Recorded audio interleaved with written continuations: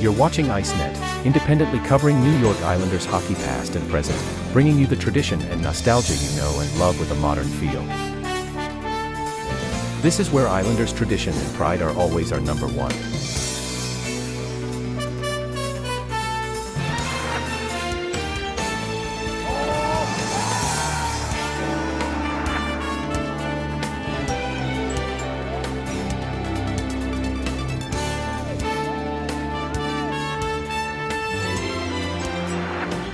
Built by passion for the orange and blue.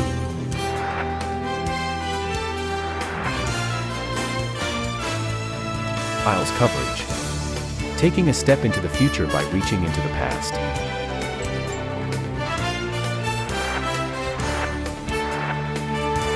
ICENET. Dynasties live here.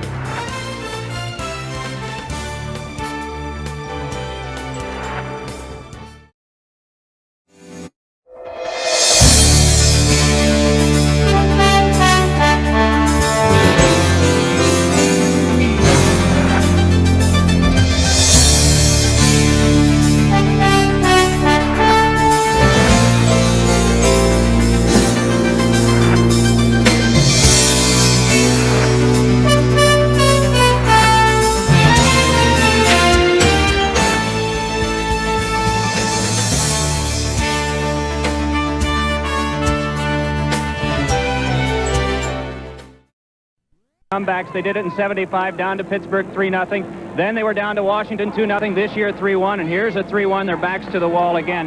What can they draw on besides heritage, Bill? I'm not sure there is much else other than the sheer desire to win this hockey game. The distant past, obviously the teams of days gone by are something to draw on with that Islanders jersey, but also the recent past against Washington. But other than that, they're just going to need a superhuman effort against the Flyers to pull the series out. You remember him talking in that multiple overtime game about the young legs. I'm sure the young legs are going to be counted on again. No question. However, I think it's going to be a little older leadership that they will need tonight in the name of Mike Bossy and Brian Trottier. And you know, Bossy's been injured for much of this season, and even in the playoffs he was injured.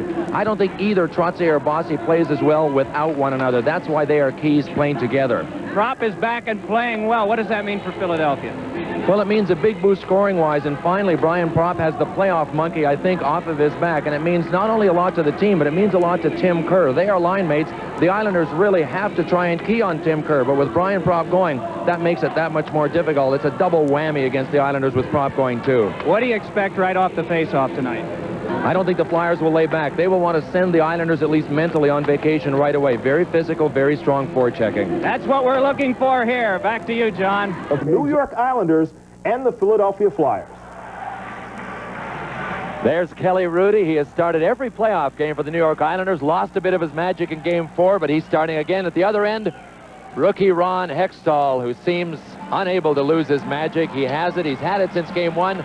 There he goes into his tic-tac-toe routine. Dave Newell, the referee. John D'Amico and Gord Brosiker are the linesmen. Didick and Potvin starting on defense for the Islanders. Crom, Brent Sutter, and Flatley. And it is Potvin wheeling it around the boards to Crom. Crom's pass is through. They've got a 2-on-1. Brent Sutter moving in with Flatley, hurrying to catch up his drop, and Hextall shut off the shot. Oh, and a booming check thrown by Crom. Able to turn away from that is Zezel. And the Islanders come out with a body. Didick just shot one wide. It looked as though he might have been trying to connect on a pass, but no one there. Play continues with Crom punching it along to Flatley. Run off by Zezel, but the play continues with Crom checked by McCrimmon. It's fed by Pat Flatley, but tipped away. And so back comes Didick, and the Flyers can make the shift change. Pelly Eklund comes on, has Derek Smith and Tocchet up front. Marsh and Crossman, the combination in back. And it's Eklund finessing to Tocchet. But it's off him, and Dennis Potvin back. Wrapped up by Tocchet, can't center. Mike Bossy in deep. Brad Marsh has to play at center ice. 17,222, but a late arriving crowd. All the seats are gone, but not occupied, as the opening faceoff has just taken place. Here's Tocchet's shot, but that's flagged down by Bossy, and out now come the Islanders. Trottier on with Bossy, and that one becomes the second save for Hextall. Puck jammed behind, and Hextall flings it away, but past Crossman. Conroy had to hurry one, and Brad Marsh moves toward this. Marsh tries to clear. It's off Derek Smith, but then poked along by Leiter for Trottier. Feeds up now to Conroy, and Conroy pressed hard to the boards by Marsh, and the pop fly handled by Hextall. Crossman wraps. Conroy had it tipped away by Crockett, and so Leiter goes striding back. Very responsive crowd here at the Philadelphia Stadium. Leiter is hit by Ron Sutter, making his first shift appearance since January 10. On comes Alan Kerr. Wraps the boards, and Hextall sets up for McCrimmon. It's spun back, but off Carson. The Islanders must regroup, and it's followed up by Ron Sutter. Across on the wing for Scott Mellanby. Chasing down and pursued there, leaned on by Janssen. Janssen checks him once more. In for help is Ken Morrow. Connects for Alan Kerr, and it's banked back out to McCrimmon. 2 minutes, 20 seconds gone here in the first period of play. Glad you've joined us tonight on ESPN. And John Saunders and Mike Liute will be keeping you updated on action from the Forum in Montreal. Game 5 of that series. On now LaFontaine with a rising shot up the glass. And a delayed penalty call coming up to Philadelphia. The first power play of the game comes at the 2:40 mark, elapsed time. No score. Doug Crossman off for holding here in the first period. And you know, when you watch a hockey team skate in the morning, it's really difficult to get a handle on them, Mike. We watched the Islanders skate this morning with that man, Mike Keenan. We sat with them. You could have heard a pin drop. No one on the Islanders team was talking, and you don't know how to take it. Are they through in their own minds? But not so. They're really playing aggressively, and they're playing the intense type of hockey that I think we all kind of expected. They're not going to roll over and let the Flyers have it. The Flyers are going to have to take it from them. Islanders have this power play, and Leiter tried to send one in front, but that one off Mike Bossy. Flatley tries to work further, and it's to Bossy. Centers one, and Trottier shot it wide. And the combination that worked in Game 4 at the Island nearly did just now. Bossy again moves and throws one in front that went off McCrimmon and is punched away by Hextall. Bossy again has Potvin at the left point. At the right point, it's Leiter. He goes to Potvin. Returns over now to this side to Leiter, then back to Potvin. Slams one, tipped in front by Flatley, and it goes wide. Bossy pursued and whacked at by McCrimmon. It's off to Trottier. Then through Bossy and back to Potvin. Again, Mike Bossy moves to the slot, wide with the shot. And it's Trottier trying to get it in front, but it's cleared.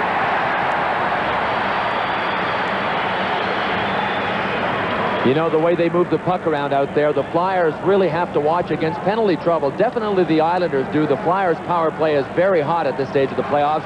But with Mike Bossy back, it's a brand new power play for the Islanders. They're 5 for 12 in this series are the Islanders. Philadelphia 6 for 12 as the puck comes back to Trottier, and Potvin a drive, and that tipped away by Brad Marsh. And Marsh clears, but off Trottier it's kept. Diving play made by Gilbert, and the Flyers outlet. They've got a 2-on-1, but right now don't have control. Tocchet couldn't beat in front. Good play on defense by Dennis Potvin. Pinching is Samuelsson. It's dropped along, but Potvin there to take it. Penalty time is down to 25 seconds now on the minor assessed to Crossman for holding at 2:40 of this period. Brad Marsh pestered by Gilbert. Help comes from Brent Sutter, and Marsh just paws him away and keeps working on him as Gilbert tries to center and is stood up by Marsh. Kjell Samuelsson takes over, and Samuelsson takes a look, cradles the puck, and it's back out. 2 seconds, 1 second. Out of the box comes Crossman. The penalty is killed. And Didick moves back out. Avoids the check attempt of Crossman. It's McCrimmon advancing it up to Mark Howe. Here's Howe with a shot. Trapped and then juggled and then pressed by Kelly Rudy. 15:07 left in the first. No score. Here's a look at defenseman Mark Howe. What's he doing up here? He's a defenseman. He's a mobile defenseman. Strong offensively, strong defensively. He only has so long to get the shot away. You could see he was being closed off there, but his timing was excellent. Got a decent shot away on Kelly Rudy. Shots are 3-1 in favor of the Islanders. McCrimmon's shot, and that tangled up in skates. And then it's played by Bob Basson. Basson along to Dwayne Sutter. Has a duel with Mark Howe, and Howe able to control. Nice shovel to Derek Smith. Smith trying to work around in front. It's off his stick, controlled by Basson. 14:50 left, first period of play. No score here. Game 5 of this best-of-7 Patrick Division Final Series. Flyers leading 3-1 in games. Shot by Didick harmlessly wide. Basson points it. Conroy with a drive kick right out by Hextall. Fed to Conroy again, and that one was slowed. Knocked away by Howe, and Mark Howe can control on defense and bank it off to Eklund. Eklund moves back up in the shadow of teammate Tim Kerr. Tries to play it ahead, but it's Dwayne Sutter nearly losing to Kerr, then gave it up for a by Derek Smith. Tim Kerr to Derek Smith, looks to the front, can't get it there because of Rudy. Now Eklund feeds, and Rudy with a nice deflection. Flyers keep the pressure on. Derek Smith checked on the play by Didick. In comes Brent Sutter, wanting to get it back the other way or to at least clear it out. He's denied on the play by Tim Kerr, and now a stalemate and a face-off to result near the blue line. I'll tell you, Kelly Rudy is definitely ready to play. He helped himself twice on this exchange, but he had to because Dwayne Sutter tried to clear and missed, and Derek Smith rifled one wide. The Flyers, subsequent to this, buzzed around the net, and twice Kelly Rudy used his stick to his advantage to break up two threatening plays that the Flyers had. I know, Bill, you noticed some byplay going on that we didn't see during that last power play. But Brian Propp came right back in and cross-checked Pat LaFontaine in the back of the head, just about knocked him into the crossbar, and at least twice each coming back down the ice, they were jabbing at each other with a stick. Dave Newell just let him go. 6 minutes gone here in this first period of play. Budweiser keeps the action going so that you can enjoy the game. The clean, crisp taste of Budweiser. For all you do, this Bud's for you. Doesn't have many superstitions, Kelly Rudy. That seems odd for a goaltender. The only thing that they tell us is that he puts the left skate on first, follows with the right one. Well, you got to do it one way or the other, right? I don't know that that's a great superstition. Doesn't everybody do that? I think. Either that or the reverse. He's supposed to be a pretty relaxed guy, too. Very many goalies, and I know Mike Liut will attest to this, are very intense and have a very internal style of preparing for the game. It's all from within. But Kelly Rudy, apparently, though I've never been in the locker room with us, the guys tell us that he's a joker, and he just goes about his business with everyone else. You would hardly know that he was going to be the man between the pipes when the game starts. Big shell. Samuelson, a drive is wide.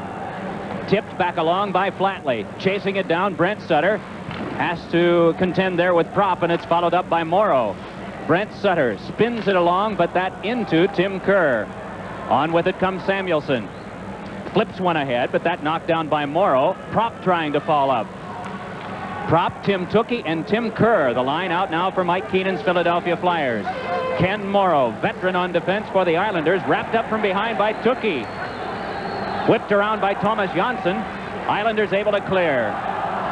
Marsh matched up with Shell Samuelson, towering defenseman at 6'6". It's Propp nudging for Tookie, has to fight his way through Janssen and can't. Propp locked up by Trottier, turns away and slots it, but right there was Flatley, and Flatley able to clear.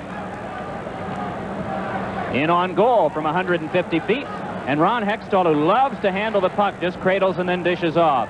It is Hill, bumped right off from behind by Trottier. A chance for Mike Bossy to move in and look things over, but just too many Flyers, and Big Dave Brown knocks it down. Brown stepping ahead, has Ron Sutter with him, and Brown, a wrist shot, is snared and then flung away by Rudy. Trottier turns, has Bossy on his right and Greg Gilbert on the left. Drives one into the waffle board of Hextall. Hextall flips, Bossy can't stop. Brian Propp turning with it. And it is now Marsh giving back out to Ron Sutter for a drive, deflected wide. Right out for Rudy to trap and then just scoot along to Leiter. Finesses through Dave Brown. And it is Leiter working back across. The Islanders move it on, and Mike Bossy looking for some scoring touch here in an important game for his team. They're down 3-1. 8 minutes have been played in this first period. The shots are 7 for the Islanders and just 3 for Philadelphia. Offside. We have no score.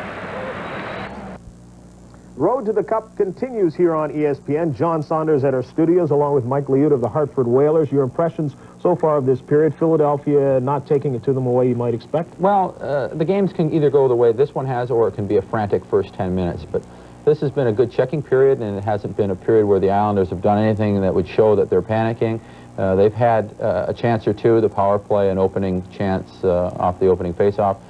But all in all, it's been a good checking. People are being picked up, and there aren't that many mistakes being made so far. Basically a team that doesn't necessarily look like they're down 3-1. No, they're very composed. Okay, let's look at the Adams division as it starts tonight. This series tied at 2 games apiece, and this game is tied at 0-0. It's in the first period. Remember, no team has won at home in this series. Quebec losing both in Quebec, Montreal losing both in Montreal. Right now, let's go back to the Spectrum in Philadelphia to Mike Emmerich and Bill Clement. Islanders have just registered their 8th shot on goal by Potvin, and Derek Smith fires in on Rudy. Flyers have just made a change. They bring out Zezel to work along with Lindsey Carson and Mellanby. Puck was on ahead to LaFontaine, couldn't play. Alan Kerr can't as well, and the Islanders drop it back in. Hextall sets up for Marsh, who's on defense with Samuelson. Dwayne Sutter with Basson and Hunpa out front for the New York Islanders. Mikko Makala among the scratches tonight. And an offside pass called. You know, one of the problems the Flyers are having establishing that big hitting game that we talked about and establishing their forechecking game is that it's very simple. The Islanders just aren't letting them, and that's the sign, as Mike Liut pointed out, that they are a very composed hockey team, and they're ready to play the way they play every hockey game under Terry Simpson. And it's not so much that the Flyers, I don't think, are attempting to execute what they want to do. The Islanders have just played in their end a little more than the Flyers would have liked at this stage in the hockey game. You establish that hitting game mostly in the offensive zone, especially with the Flyers seek and destroy kind of forechecking with their big forwards. And they have out now Brian Propp to work the left wing. Tim Tukey is the center, and along with Tim Kerr. Puck handled by Rudy. Spun to Morrow. Morrow's pass intercepted by Propp. Checked right from behind by Dwayne Sutter. Puck centered against the back of the goal. They wrap it back off to Dwayne Sutter. Has problems with Propp and then is able to roll out. Marsh tried to chip back in, and a chance for Basson. Didn't see the puck and then unable to control in the play offside. Oh, boy, you look at that and you just can't recover quickly enough. And you can be guaranteed that 4 or 5 players on the ice are yelling at him and trying to communicate with him verbally as to where the puck was. It was right above him. He had no idea where it was. Up there somewhere, but it just didn't land where he was looking. Last minute, Mikko Makala not in the lineup tonight. What do you think that'll mean? Well, he's been one of their top playoff performers, Mike, and he was one of their top 2 forwards along with Pat LaFontaine in the last 11 games of the season. 3 goals and 14 assists, and even more than his absence, I think it takes away from LaFontaine. They developed a real chemistry in the last half of the hockey season that I think LaFontaine will miss as well tonight. The Makala-LaFontaine combination was responsible for getting 3 goals, the last 3 scored in Game 6 against Washington, to give the Islanders a come-from-behind 5-3 win and force that eventual 7th game in Washington. It'll be Zezel and Brent Sutter to take this face-off. Of course, it's no wonder to me that Makala and LaFontaine get along that well chemistry-wise on the ice. They were born 6 days apart in 1965. They're both Pisces, and someone somewhere in the United States explained all of that stuff to me once, and it seems to make sense. Well, let's hurriedly get out here, check down all the birth dates, and see if we can forecast a winner. I got a feeling the Pisces guys will be fishing within a couple of days if they don't do what they're supposed to do tonight. LaFontaine, we might not notice him early in the game, and we seem to notice a pattern, Mike, in the playoffs. You as well. Him getting stronger and stronger as the game wears on, and more goals are needed by the Islanders. But in talking to Mike Keenan, I think we all kind of arrived at the conclusion that it's for a good reason that you notice Pat LaFontaine later in the game. He strays from Terry Simpson's system a little more and starts hanging around the open areas of the ice, looking for the break. He gives away defensively to go offensively later in the game when they need a goal. Morrow just put that off the back of his own goal. Cluster of players move in. Flyers trying to muscle it along. Peter Zezel wanting to pick it free. Checked though by Crom. Still they work, just working the puck along. In deep is Brad Marsh. Got it to Mellanby, centered in front. Zezel tried the short side, and it was shut off. Still they scrap for it. Zezel gets up. Crom able to tap it along, and the Islanders can bring it back out. Pat Flatley has Brent Sutter ahead, picks up Crom. Looks for the pass, and fighting his man off was Crossman. 9:05 left, first period of play. We have no score in the game. Shots are 8-4, the Islanders. Trottier takes from Kelly Rudy, and you may have overheard Rudy saying, go, go, go, move it back up the ice. The Islanders in the midst of a change. Trottier has Bossy breaking, can't get it through to him. Tries again, it's off the back of the goal. Bossy in front, shot by Potvin is wide. Al Hill floats it along for Crossman, and the Islanders are playing the body and barreling along. Gilbert tries to keep it in, and does. Bossy, then to Trottier. Checked by Crossman, puck followed up by Gilbert. Gilbert angled one off Hextall, and the puck jammed back away by Al Hill. Hill starts out, the Flyers hurry along as Hill has Crossman alongside. The play broken down and offside called. 8:24 left in the first. We have no score. Here at the Spectrum in Philadelphia, along with Bill Clement, Mike Emmerich, back at our studios, the old Bowling Greener, Mike Liut, along with the bilingual John Saunders. Had a chance to see his expertise up at Rendezvous, Bill. And they'll be ushering us through the intermission, updating us, of course, as well on action from the Forum tonight in Montreal. Derek Smith can't control. On now comes Randy Wood. And Wood falls, losing to Crossman. Potvin able to hold. Combination in front. Alan Kerr denied by Mark Howe. Wood fans. Puck cleared out by Eklund. Run off was Derek Smith on a check by Potvin, but there'll be a penalty coming up. It's a trip to the Islanders' Dennis Potvin, and Philadelphia gets its first chance on the power play.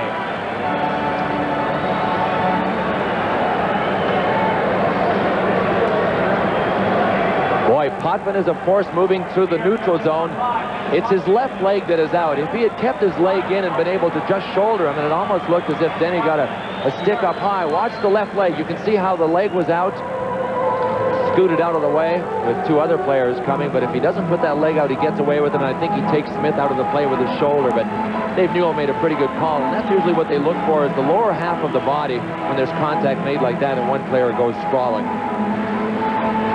Penalty killers for the Islanders will be Alan Kerr working along with Flatley. It'll be Morrow and Conroyd in back. You know, a lot of times when we talk about penalty killing, we focus on the forwards because they're oftentimes the ones who do a lot of the work up front. But the Islanders have two of their best out right now in Conroyd and Morrow. This is Tim Tookie. Leaned on by Conroyd. Tookie escapes. Has no one to pass to in front. Rolls it off to Brian Propp. Propp guarded by Morrow. Puck comes back now to Crossman. Hands it over to Mark Howe. Moves to the middle. That's where he likes to shoot from, but that one tipped out of play. Back to John Saunders. At the Forum in Montreal, the Canadiens have struck first. They played 6 of the first 9 minutes shorthanded. Shorthanded here when Larry Robinson sends the shot over the net. But here comes Shane Corson in front with the backhand. He slips it past Malarchuk, and Montreal has a 1-0 lead in this, the home ice disadvantage series. Let's go back to Mike and Bill. Boy, talk about a comeback, although you can't ever count the reigning champions out. Montreal losing the first 2 at home, then going to Quebec and winning the next 2. I guess they are made of the right stuff after all. We wondered about them seeing one of their first 2 games against the Nordiques, but boy, are they back in big style. It is Crossman keeping Howe a drive, and that one wide, and Rudy was screened, didn't see it until the last second. Still they work. Down goes Tim Kerr. Crossman back to Howe. Hurries it over to Crossman. Tookie moving to the front. Kerr at the side of the net. They usually like to work to him. It is Howe. Hammering one. Knocked down in front. Oh, and Crossman fanned on his shooting attempt, and it's cleared. Hextall flips it back along with 1:05 to go on the Philadelphia power play. The Flyers are 6 for 12 in the series thus far, and that a drastic improvement for them over the last part of the season. It is Mark Howe forced deeper and handing on to Crossman. The Islanders have made a change. They have Leiter working on defense along with Gerald Diddick. Moving on for this is Alan Kerr, and Crossman has to try to poke it away. Kerr just chewing up some more time. Tim Kerr couldn't control, and the Islanders drop it back down. 35 seconds to go. On the minor penalty to Dennis Potvin, it was a tripping call at 12:02. Samuelson wedges off Crom, but Greg Gilbert takes over and throws down. Splendid job by the Islanders. Hextall hands, but through McCrimmon. So Crom sweeps in deeper, and Crom causes some problem. Shots are 8-5. They've been in limited quantities, and not really any bang-bang plays to speak of in this period. No score in the game. Penalty time is down to the last 5 seconds. Puck kicked along by Diddick. Trying to pull it away is Mellenby. Centering pass, and right there to clear it away was Leiter. Gilbert bumps with Zezel. Greg Gilbert wants to point it. Still trying to work it, but it is taken by Leiter, and Leiter scales it off the glass. Potvin out of the penalty box, and the team's back at full strength. McCrimmon rolls ahead for Eklund, but this one handled by Rudy and guided on to Potvin. Shift change on Philadelphia. Islanders clear and will make a change themselves. Mike, the Flyers only had 1 shot on that power play, and the Islanders did a good aggressive job in their end. You know, the only time that the Flyers were able to come down and set up after the first 15 seconds of the power play was when the Islanders pulled out of their zone, the Flyers zone that is, and allowed them to come. I think you can expect the Islanders, spotting that, to be very aggressive in their forechecking. Even when they're a man down, they're not going to lay back in any corner of the ice surface tonight. Just take it to them work-wise everywhere. Derek Smith moving on Morrow. pulls off, has Brad Marsh there, but this an easy play for Rudy. Hands on to Conroy in the final 5 minutes of this first period from the Spectrum tonight. No score in the game. Dwayne Sutter tries to dip away from Hospodar, then hammers one, and that turned away by Hextall. Another one, and Hextall just casually floats it back over for a turn ahead by Tocchet. Basson, Janssen, and over to Potvin, and something happening away from the puck involving Tocchet and perhaps Dwayne Sutter. There'll be penalties. No score. Penalties are coincidental. Ari Hanpa, number 25 of the Islanders, and Rick Tocchet of the Flyers, 2 minutes each for slashing. And it was Tocchet that started it with cross-checking Hanpa deep in the Flyers zone, and Ari Hanpa swatted right back. And I was sitting here with my mouth agape watching him swing back at Rick Tocchet. Hanpa certainly not noted for his physical play, and Tocchet definitely is noted for that. See, Hanpa hasn't backed down at all in this series. Remember a couple of exchanges in Game 4? And you know, the Islanders in general haven't backed down, and that's one of the reasons I think that we haven't seen that many fights in this series, is that the Flyers realize they can't intimidate this hockey team. They're very durable, the Islanders. Just now, Dave Newell lost sight of the puck. And at the very split second that it was in Hextall's glove, before it got back out again, that's when the signal went to the brain to blow the whistle. Look at Hextall. He's got 25 feet out, one swat at it. Gilbert. You're never safe, are you? Got his minor league start, Kalamazoo in the International League. Also played, of course, in Hershey and all last year with the Hershey Bears. Right, first All-Star team, Rookie of the Year in the American League last year, and is the leading candidate, if not, or I was going to say one of the leading candidates, if not the leading candidate, along with Luc Robitaille from Los Angeles for the Rookie Award in the National Hockey League this year. That wouldn't be bad. Back-to-back Rookie Awards in different leagues. From this face-off tie-up, overskated by 4, brought up by Lindsey Carson, has Derek Smith on the wing. A Flyer tumbles, the fans complain. Here's a chance for a shot by Smith, knocked down. Rebound popped into the glove of Rudy, and he'll get the whistle. Boy, I wonder how much further Kelly Rudy could have reached up for that. It looked as if it was going over his glove, and his legs were extended, so I'm not sure he could have jumped. He just caught it in the webbing of his glove.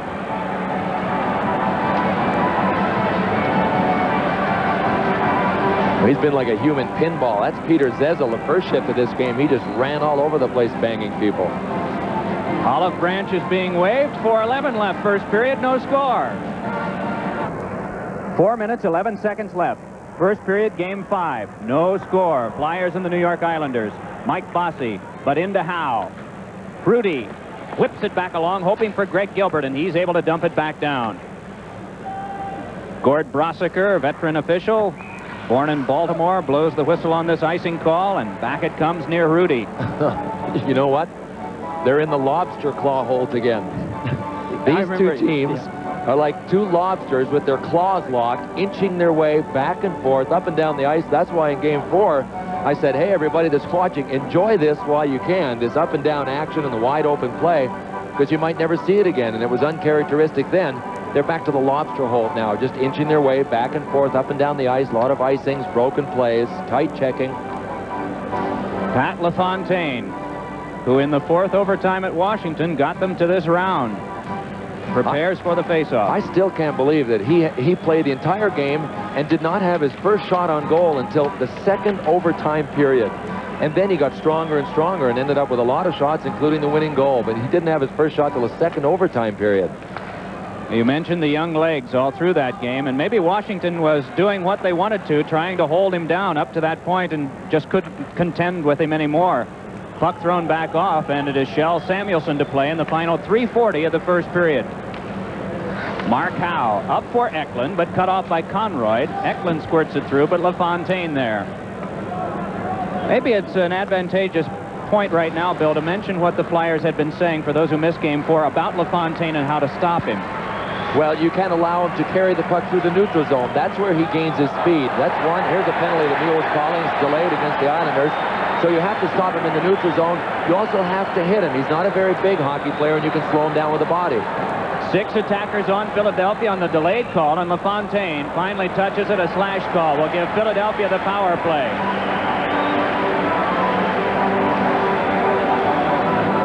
to the box goes Alan Kerr. Philadelphia to get its second power play of the game. You had mentioned this has been a tame series. There have only been 5 major penalties called. The rest have been minor, and really not that many of those. This is the 5th game, and it's the 22nd minor for the Islanders. Flyers have 20. Slashing is the call on Alan Kerr. We're down to 3 minutes and 8 seconds to play in the first period. See if we can pick it up. Dead center of your screen. Shel Samuelson running interference. Take that. That was a nice little shot by Alan Kerr. You can see Samuelson. He knew his man was coming behind him up ice and was trying to distract Alan Kerr to throw him off in his forechecking, and Alan Kerr responded. Flyers on their power play will use Crossman and Mark Howe. Those are the 2 playing catch with it now. Prop, Tookie, and Tim Kerr. With Kerr, the lonesome end, all the way up ice on the left side. And Kerr is able to control this one. Tim Kerr sliding it off for Prop. Check by Flatley. And Potvin able to clear. Flyers haven't really been able to get any kind of possession to work around the periphery either on the power play so far, have they? The Islanders have pressed them well, and also the Flyers have been set up in the Islander zone without dumping it in. They have yet to be able to carry it across the zone. There's another offside. They've yet to be able to carry it across and set up that way. Their best success has been dumping it and actually chasing it. All right, back to ESPN and John Saunders. John? From the Spectrum in Philadelphia, watching the Islanders and Flyers game 5, and at the Forum in Montreal, Nordiques and Canadiens. Montreal trying to become the first team in this series to win at home. They lead this game 1-0. The series is all tied up at 2-2. We will go there at the first intermission of our game, so stay with us. We'll get there live. Right now, let us go back to Mike and Bill, Philadelphia and the Islanders. John Saunders capably filling in tonight for Tom Meese. Tom is in Detroit, where he'll join John Davidson for our telecast tomorrow night from Joe Louis Arena. Game 5 as the Toronto Maple Leafs, who have only made the Final Four once in the last 20 years, will try to do it tomorrow. Our telecast time will be at 8 o'clock. It is Conroy driving it off and through Mark Howe. Chasing down is Crossman. 2:05 left in this first period. No score in the game, and 55 seconds remaining on Philadelphia's second power play crack of the contest. Pelle Eklund turns away from the hook attempt of Conroy. Floats one in. Kelly Rudy able to set it up. Plenty of time for Morrow. Chips it back off. Tim Kerr knocked it down. Gilbert working, and Crossman nudges it loose to Brian Propp behind. Then back over to Crossman. Hands to Eklund. Back from a Crimmins shot that's off a skate and flops away. Crossman can't play it. Gilbert able to clear back as far as neutral ice. Penalty time down to 22 seconds now as they try to hurry for Tim Kerr, but that play breaks down, and so Potvin will just go for a skate with it and continue to cause the clock to tick.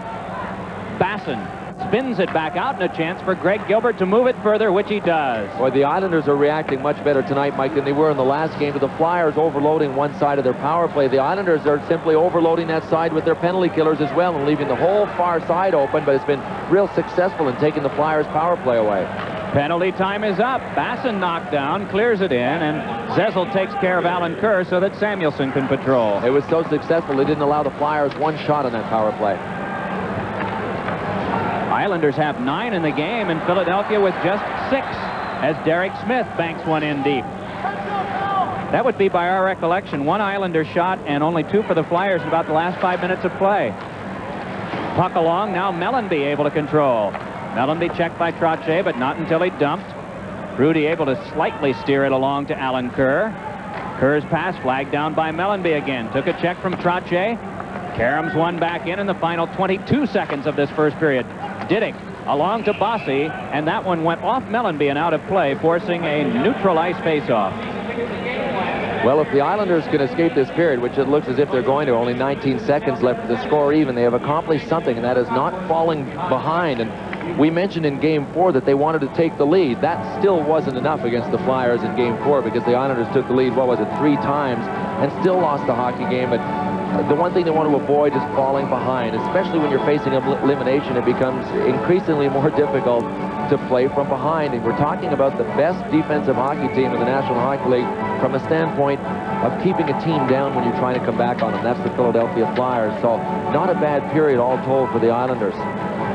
Lobster claw hockey works better for the Islanders, especially in Philadelphia, than for Philadelphia, since they've both been doing it. The Islanders simply don't have the scoring punch and the skilled players to play anything other than lobster claw hockey with the lock back and forth. I mean, their style is a result of their personnel, and Terry Simpson, their coach, understands that it has to be that way. The horn. The end of period number 1. The shots were 9 for the Islanders, 6 for Philadelphia, but more importantly, the scoring opportunities were kept to just a handful. The two teams combined, no score. So let us go there now to the Montreal Forum, to Dick Irvin and Gary Dornhofer. Time the Canadians have ever defeated the Nordiques in overtime.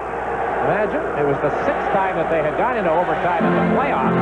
Quebec had a winning streak of 5 in that regard. 3 of them in 85. Dick, after It's 1-0 for the Canadians. A minute 17 left in the first period. Shorthanded goal by Shane Corson of Montreal when Quebec was on a 4-minute power play. Nyland for the Canadians, going back into his own zone. Now it's Chelios.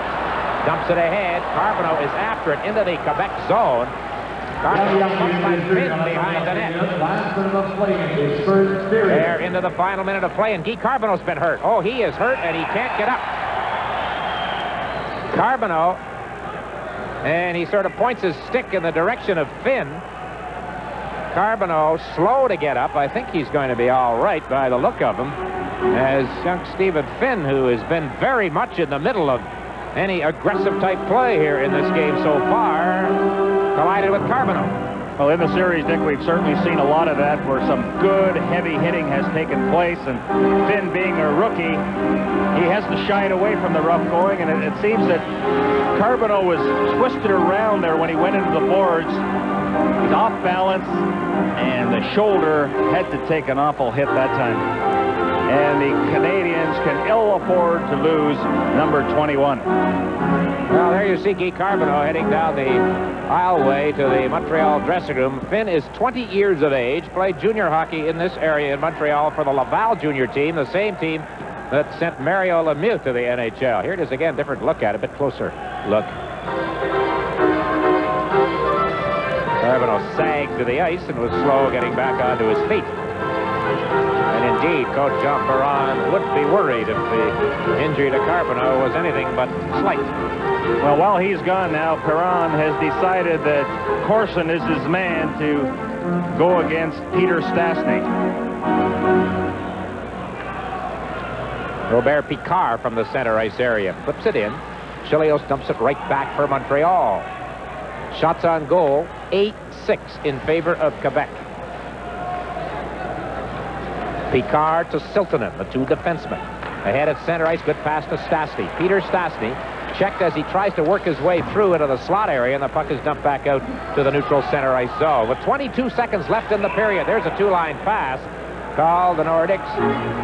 Siltanen to Huff, and the faceoff will be inside the Quebec line. Time running out in the first period at the Forum in Montreal. The score, the Montreal Canadiens leading the Quebec Nordiques in the series to win a game at home. Well, they take the lead in the first period. Larry Robinson's shot sails high over top of Malarchuk. Shane Corson, though, picks up the rebound and just sends this one into the open net. 1-0. That's a shorthanded goal. Brian Hayward stops Jason Lafreniere in close. The puck goes back to the point where Risto Siltanen tees it up, lets the shot go, and Hayward with another nice save. 1-0. Montreal has the lead at the end of the first period. As we have said and made so much of in this. No score. About to begin period number 2. Bill, we've spoken of discipline often. How do you feel it applies in this game? Well, I think discipline is confused very often. It's confusing. You look at a hockey game and teams seem to be playing unemotionally. That's not it at all. What discipline is a focusing and a controlling of your emotions. And that's what both of these teams exercise so well, is controlling their emotions and focusing them. And that's what they'll continue to do. The Flyers didn't have the first period that they wanted, but I doubt that will throw them off their game. They will continue to try and do what they do best. Hextall makes a save on Morrow. Tim Kerr starts it out. Has Prop on his right, Tukey on his left, and the shot ricochets off the leg of Crom. Kerr follows up, turning it along to Brian Prop. Forehander, and that one sticked down by Rudy. Puck kept by Howe for a drive. That one ricocheted off a man in front. And it's played back by Jonsson. Jonsson starting ahead, hooked at by Tukey, gets to the Flyer line and punches deep. It's Howe after it. Misses most of the brunt of the Brent Sutter check. Tukey off of Gilbert. Puck right back to Gilbert. Feeds over to Trottier. Drive! Knocked down by Hextall. And the rebound scooped up by Tukey. Hands on to Brian Propp. Then for Kerr. Able to muscle it through Leiter, but this play is Rudy's. Flyers want to have more of an aggressive offense. Didn't get it in the first period. Let's see if it develops here. Brian Trottier takes over. Moves out with Bossy. The forechecker is Pelle Eklund, who takes it away. Philadelphia in a shift change, bringing out Mellanby to chase down Conroy. Bumped him. Eklund takes it away from Leiter. It is Mellanby trying to step away from the checking of Trottier and turned one in front. Crossman will regroup for Philadelphia at center ice. Zezel now comes out to complete the shift change. Conroy brushes it ahead to Mike Bossy. Sets it up for Randy Wood. Wood with a shot. Swung away by Hextall. Wood centers again out in front. Marsh check. Leaned on by Trottier. Puck wedged over to Wood. Then back to Didick. Tries for Wood, but it's bounced away by Zezel. Following up is Didick. Can't get it back in. Dennis Potvin comes around. Trying to step away from Zezel. Got the pass ahead LaFontaine. Over to Wood. Wood tried to chip it through, but was double teamed. Back for a drive by Potvin. That's wide. Didick a drive, and that hits Zezel. Things opening up a bit this period. On now comes Mellanby, along with Marsh. Mellanby tries to finesse through and is wrapped up by Dennis Potvin. Flyers fans wanted a call. LaFontaine moves it right back up, but it's Eklund taking over, handing to Mark Howe. Pass tipped along by Tocchet. Potvin goes in. Derek Smith tried to bump him. Alan Kerr gets away from the check of Eklund. Pucked up by Howe. Moves right in. Oh, marvelous save to Rudy. As Mark Howe was in on him, a drive across the crease line by Tocchet. Hextall wants to move it right back ahead. The Islanders have made a shift change. Flyers start in, and it's Tocchet dropping back to Eklund. Flips one in front. Tucked it right into the goaltender, and then another try, and Rudy able to hang on. One off an Islander, one off a Flyer. No score. Boy, the Flyers sure can put heat on a goaltender when they get in tight with their big forwards. Guys like Tim Kerr, Rick Tocchet, Derek Smith.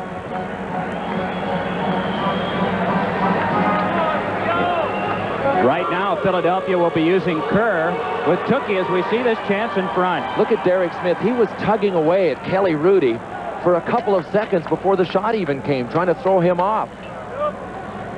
Islanders spin this one. Conroy misses for Leiter. First one there is Propp can't center. Puck comes to Samuelson. Right in front. He hits the goal post. Right where the crossbar and the right post met. And immediately Dave Newell signaled no goal. It is Hextall. Checked by Honpa, and Hextall got in the way of that one. Leiter fans and the Flyers tried to hurry too quickly. They might have had a 2-on-1, and now Tukey up for Mark Howe. Howe fakes. Conroy moving with him in the pass in front. Cut off and started back up by Honpa. Good check by Propp, but Honpa just that tenaciously worked it away, and then Propp and Dwayne Sutter collided. Conroy along now to Honpa. Watched by Howe. The feed is under Basson's stick. Well, we've seen something different here in the second, haven't we, Bill? Well, I'll tell you what's happened, too, is a guy like Mark Howe has been up on the play a lot more, and that really opens things up. It gives them the extra attacker, and it gives us the illusion that they're playing a much more wide-open style. That's not really what's happening. They're just overloading in an offensive sense with Mark Howe being up on the play as much as he is. On now, it is Crom, sized up by Marsh. Centering pass is off the skate of Flatley and wide. Flatley checked by Crossman. To a side continuing, stepping away. Flatley looking for a pass. Potvin! Oh, and a great save made by Hextall. Well, I mentioned Mark Howe being up on the play for the Flyers. Dennis Potvin, I guess, is the closest thing to the Islanders' counterpart for Mark Howe. Knowing when to pinch in and to take that offensive liberty, and he does here, and ends up with a nice feed from Flatley and gets a real good shot away to the long side that Hextall snares with his glove. You can see Hextall dragging that left pad down low. Watch Hextall closely. Top left, that left pad down low with the glove right there, and snagged Dennis Potvin's shot for the long side. Watch how far in Potvin finally gets this puck. He blew right by his check. You can see Al Hill, number 36, whose assignment is Dennis Potvin. Putman's the kind of guy, turn your back on him once, and he's already blown by you. That's what he did to Hill that time. He's waiting, now fires, off the mark. And it is Ron Sutter rolling it along to Crossman. Then for Al Hill, but it's off Potvin. Crom tips, Hextall has it, whips off, hoping for Brian Propp, who just tips back out. Potvin turning with it there. Sweeped right back out by Hextall, and the puck driven back off by Janssen, followed up by Ron Sutter. Playing it is Brian Propp. Rising shot blocked down, rebound, and controlled by Janssen. As flipped down at the front of the goal was Al Hill. Change in personnel for Philadelphia, 14:50 left in the second. We have no score. Hextall there, sets it up for Crossman. It is the Trottier-Bossy line out along with Greg Gilbert for the Islanders. Marsh lifts in. To play it is Ken Morrow. Pivots from the check of Lindsey Carson. Morrow looks back up ice, gets his pass on to Gilbert. Has Trottier alongside to pass to. Can't flip it through Brad McCrimmon. Puck kept along by Conroy, and that shanked off Marsh and went over the glass, out of play. Early in the second period, from the Spectrum, no score. Hartford, the insurance people of ITT. And by Olympus, makers of 35mm cameras, including the new OM77AF. Right now, back to Mike and Bill. Brian Trottier for the face-off with Zezel. Tense sort of contest, very carefully played in the first period, and it's not that it's been sloppy in the second, just more offensive opportunity. Taking it is Trottier, back to Morrow, shot, blocked down, here's Lindsey Carson on a breakaway, Conroy trying to catch up, Carson scores!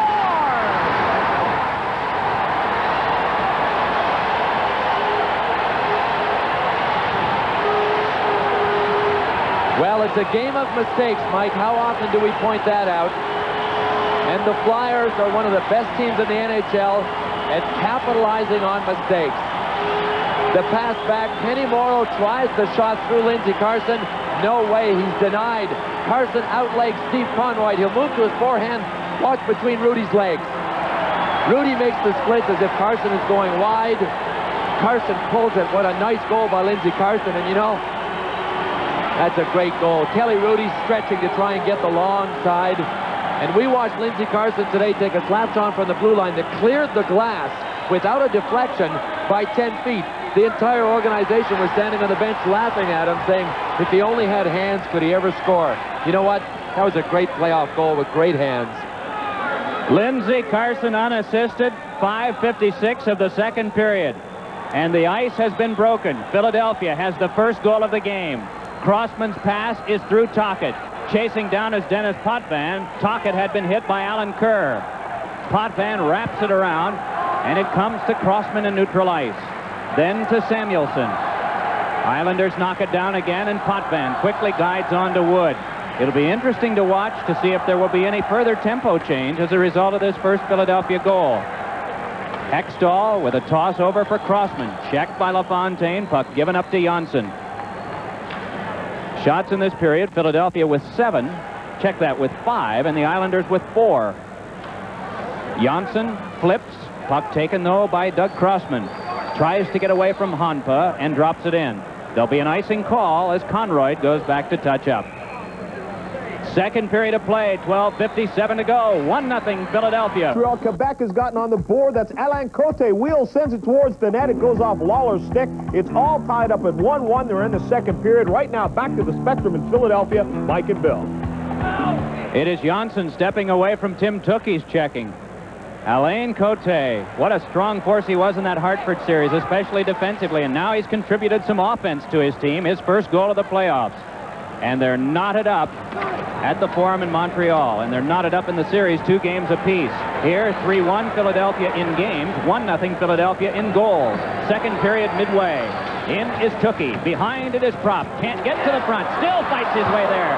But double teaming and working well, Honpa in tandem with Ken Leiter. Shovel shot is wide. That came from the stick of Honpa. It's brushed along by Brad Marsh, but held by Potvin. Sends one in front off Tim Kerr, and played by Propp.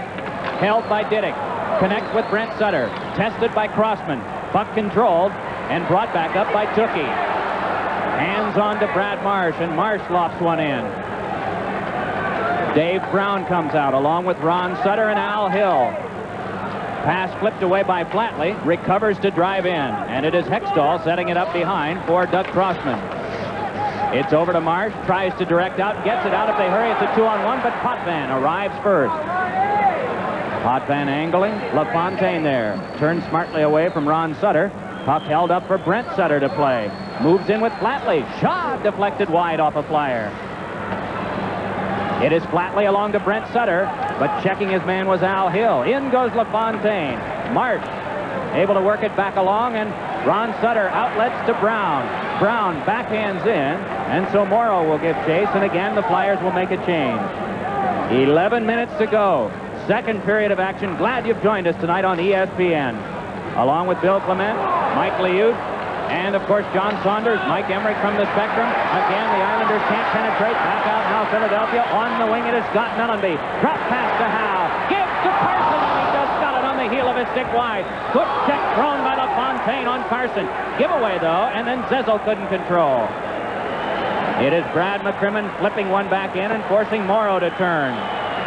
Mellanby pulls away from his check, and now it's along to Flatley for the clear back down.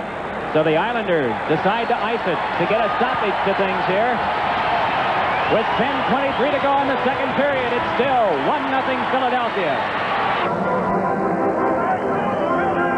There's long, tall Ron Hextall, all 6'3" of him. And I think that's one of the reasons that he reminds a lot of people of Ken Dryden in stature, but he certainly attacks far more. You know, he plays the most defensive-minded position in all the sports, the way I look at it. And you know what? He plays it by attacking most of the time. That's so interesting to me about how Ron Hextall plays. He always attacks. We've mentioned before, oh, there's a shot wide from the face-off by Zezel, and still the Flyers work. Going down is Ken Leiter taking his man down, but it is Zezel. Nicely poke-checked away by Trottier. Follows through with a pass. Mark Howe with a shot off the glove of Rudy in the glass. It is Zezel beating one in front. And the Flyers have to gather this one in at center ice. It is McCrimmon rolling it back out. Conroy angles back in, and Mark Howe strides with Mike Bossy, turning away from the checking of Bossy and wrapping it around to Mellanby. Mellanby's pass, handled by Carson, shoved ahead to Howe. Howe tips it off to Carson for the backhander, and a toe stop made by Rudy, deflecting it away. So it'll be Leiter to take over for the Islanders as the Flyers change. A lot of in-action changing done tonight as there have been few stoppages of play. That's something the Flyers say that they've wanted, to keep the tempo brisk, and it's been that here in the second. Hextall wrapping it back around, taking it as Crossman, nudges ahead now to Eklund, picks up Derek Smith. Eklund sees an opening, wrist shot blocked down by Rudy, rebound, and Rudy will hang on to this one and get a stoppage of play. Boy, brisk it has been, Mike, and I still have to go back to Mark Howe being up on so many plays. You know how many times you've mentioned Mark Howe's name in an offensive situation in the second period. Here's Eklund's shot, trying to go high to the short side on Kelly Rudy, but Rudy standing his ground. See them clearing out after the fact. Nobody for the rebound. Does the change in tempo help Philadelphia, do you think? Well, only in the sense that they have a few more gifted players than the New York Islanders, and it would follow that if the game opens up and the tempo increases, that there are going to be more offensive opportunities at both ends. And given the fact that the Flyers have a bit more talent at putting the puck away, I think it would help the Philadelphia Flyers to have more pace.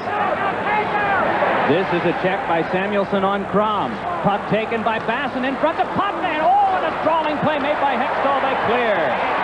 There could have been the equalizer, as the Islanders had Dennis Potvin set up in the slot. 8:51 to go in the second. 1-0 Philadelphia.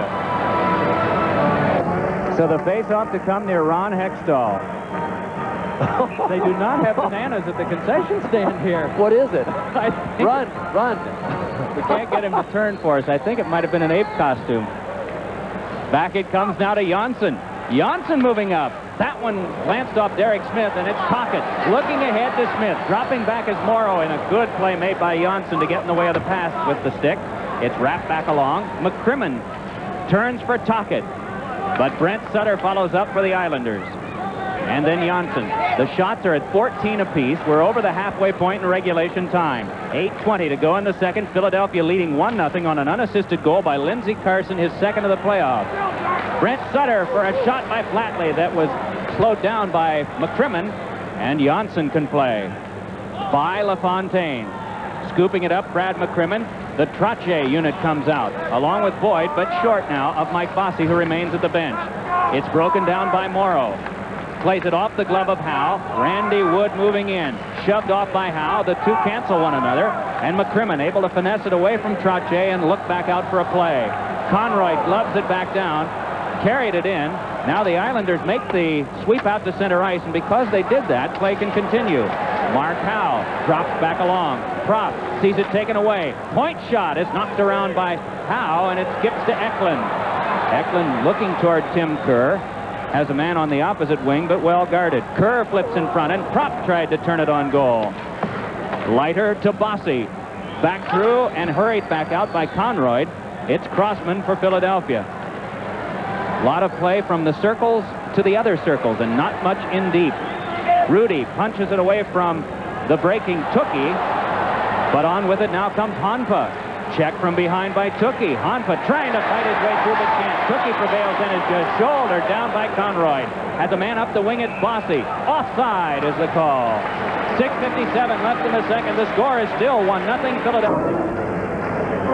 Mike, you had mentioned the play between the different face-off circles as being a little choppy, and I've noticed the puck bouncing a lot. I don't think the ice has been at its best here in the last couple of days of the Spectrum. We noticed it here in one of the games earlier in the series, and that will be a factor for the Islanders should they not be able to close the gap before the ice gets even worse, because the ice, as games wear on, in every building gets worse, and it's so tough to play catch-up hockey because you have to maneuver the puck. It's easy to dump it out and play defensive hockey when you have the lead, so the ice might sooner or later end up being a key factor to the Islanders. Now, does that come from the fact that maybe there might have been a floor down for another event here, or any idea on why ice tends to get that way? I'm certainly not an expert on it. I've never sat down with the ice makers, but yeah, that has to be a factor in it, I think. Something unusual, like a floor down on it. And you know, these two teams, the way they play, in stops and starts and clutches and grabs, you're digging in with your skates at all times. There it is. Oh, wait a second. I heard some people say that the Flyers fans are gorillas, but this is... this is not your typical Flyer fan, folks. A miniature King Kong. Chico Resch had some bananas he was eating for potassium this morning. Maybe he left some. Budweiser keeps the action going so that you can enjoy this Patrick Division Final Series game between the Flyers and the Islanders. The clean, crisp taste of Budweiser. For all you do, this Bud's for you. And the puck is Peter Zezel's, but quickly given away and then turned right over to Philadelphia again. A lot of quick changes of possession in this contest tonight, especially in period one. Didick chops along. Taking it is Dwayne Sutter. Remember about 3 minutes of playing time ago, we said the shots were 14 each? Still are. That's the type of game it's been. It opened up a little bit earlier in this period, but not now. Hanpa swings one, and that just chipped back out by Eklund. Morrow along to the turning Dwayne Sutter. Has to hurry it back to Morrow. Then to Crom. And again, the Islanders will go deeper. Both teams make a change in lines as Morrow turns. Away from Pelle Eklund. Guiding it back up. Hustling on with it is LaFontaine. Gives to Crom. Shot! Score! And the game is tied at 1. Hextall, by the time the puck went under him on this, is perfectly horizontal in the ice. We'll try and see whether he went down intentionally to take away the lower side, but Pat LaFontaine made this goal happen. He dumps to Crom, then drives for the net. I'm thinking at this stage that Hextall might have caught his foot in a rut and gone down. It's not like Hextall just to end up horizontal with the shot like this. And he went down with such force that it seems his legs bobbed up in the air. I'm sure Mike Liut between periods will be able to give us more insight into it. Did it look like he fell? He caught his foot in a rut, went down. His momentum lifted his pads up off the ice just in time for the puck to zip under, and there was a screen there anyway with LaFontaine driving to the net. Oh, you can see now we're looking down at linesman Gord Brossiker. There you see him has just fixed a rut in the ice. Boy, what a way to go down and have a goal scored on you. Boy, does that add to it. Now it becomes a break, and that was what the Islanders, of course, were looking for. They're back into this game in a 1-1 tie. They haven't been out of it the way they've been playing. Concerted sort of effort, close to ice. There's one that Tookie tried to scoop in front. Still they battle. And Tookie had it go off his glove, but scampering there to make the play for the Islanders and roll it back ahead is Flatley. Puck played now at center ice by Kerr. Tries to shake it ahead, but it's Tim Tukey taking over for Philadelphia. Across to Doug Crossman, then out to Prop, and Prop has Tim Kerr breaking. Just plays one in that Rudy will set up behind. A minute, 45 seconds to go. Second period, game tied at 1. Goal scorers, Carson for Philadelphia and Pat LaFontaine for the New York Islanders. To get this one is Crossman. Crossman wrapping it back around. It skips through to Brian Prop. And Prop maneuvering to center ice. Dishes it back off now to Tukey. Tukey moving in with Mark Howe. Can't get by the defense. Howe follows it up behind. And Howe chased off. Threw one in front that is batted behind by Rudy. Tukey tries to get to the front and is shut off by Conway. And it's sent wide. Closest opportunity of the last 10 minutes for Philadelphia. Back on now, Brent Sutter. A shot nearly knocks the stick from Hextall's hand. Then a rebound shot high off Hextall.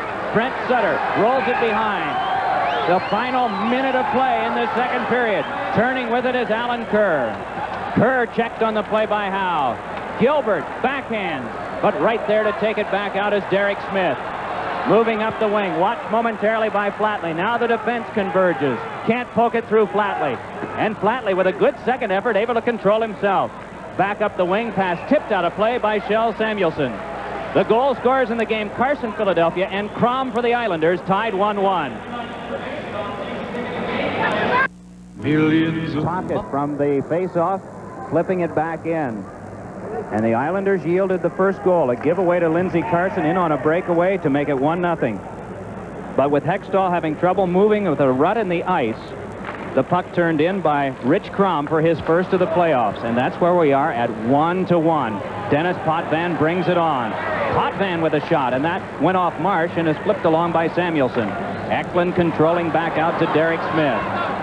And it's Potvin to chase once more, taking it from Kelly Rudy in the final 5 seconds of the period. Tocchet knocks it down, sends to the slot, but right there to handle it is Morrow as the period comes to a close. At the end of 40 minutes, it is deadlocked at 1. Kind of an interesting period in the sense that the Islanders are no worse off than they were when they started. The Flyers haven't been able to gain the momentum on the scoreboard. To me, that augurs pretty well for the New York Islanders at this stage of the hockey game. They've kept the shot total low. It is 17 Islanders, 16 Flyers through 2 periods of play. Carson at 5:56 unassisted. Crom from LaFontaine and Morrow at 14:18. It's 1-1. The last few minutes of the second period. Let us go there now to Dick Irvin and Gary Dornhoff. 2 minutes and 18 seconds left, second period. Montreal 2, Quebec 1. Randy Muller's shot deflects, the net's open. This comes off the face-off, controlled by Quebec, but Hunter couldn't do anything with the deflection. Pass into the center ice area, back come the Nordics. Goulet to Hunter, quick shot, wide. Quebec has missed the net tonight. Key occasions. Here comes Chelios down the left side against Randy Muller.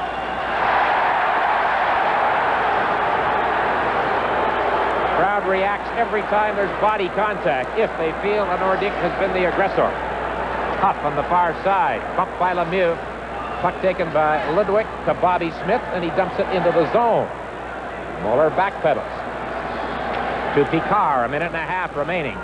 2-1 Canadians here in the second period, and it's way offside as Goulet stick-handled the puck to the line, and Huff was in well ahead of the play. Now we get Lemieux with an after-the-fact bump with Dale Hunter. Ryan Walters scored the lead goal in this game on a Montreal power play, deflecting a shot by Larry Robinson at 9:37 in this second period. It was Corson in the first period for Montreal, Cote early in the second for Quebec, and then Ryan Walter with the goal that has given Montreal their 2-1 lead. He's really a quiet leader for the hockey club, very consistent in what he does, and you know that every single game, when the opportunity presents itself, Walter is going to be in front of the opposing goaltender, setting up a screen. He takes a lot of punishment, but certainly doesn't shy away from that responsibility that's taken upon himself. Nordics again controlled the face-off. Done a pretty good job on that in this second period. Puck came in from a sharp angle. Gillis. Now it's Lambert. He's bumped. McPhee knocked Brown to the ice. Ogrodnik hustles after the puck. For Quebec, steps around Green, and then his shot is blocked. Brian Strudler plays the puck ahead to Mike McPhee.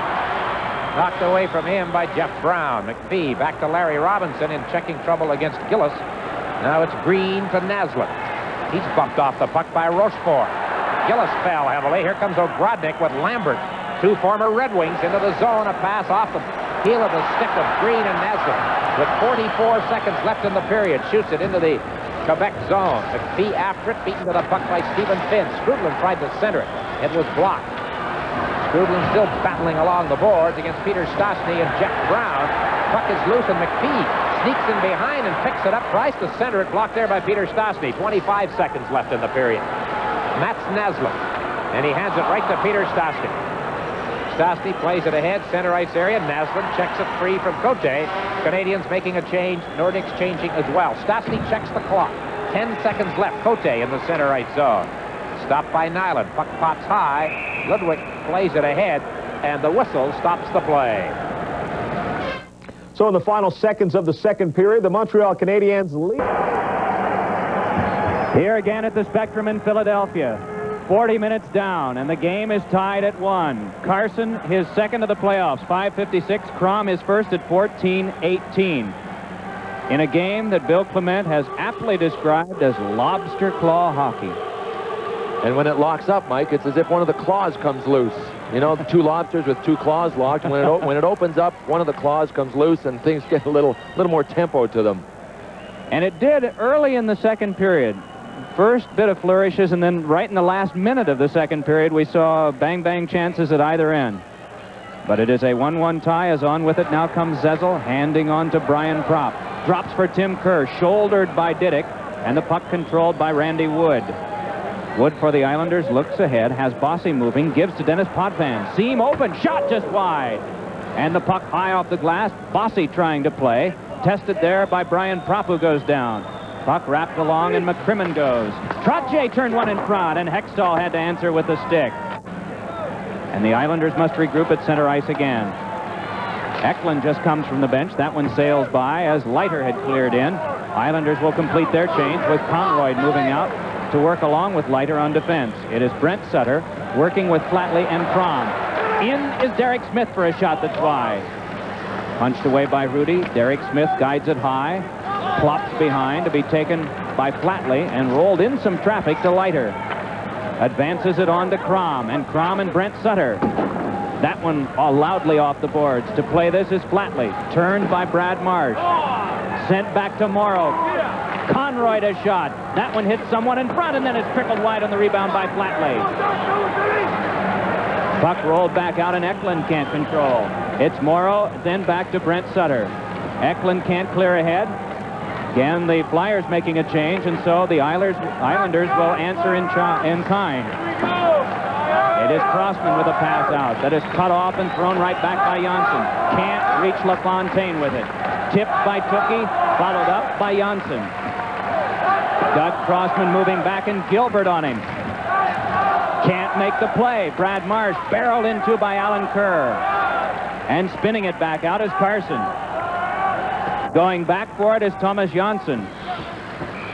And the Claws are operating again here in the third. Tied 1-1.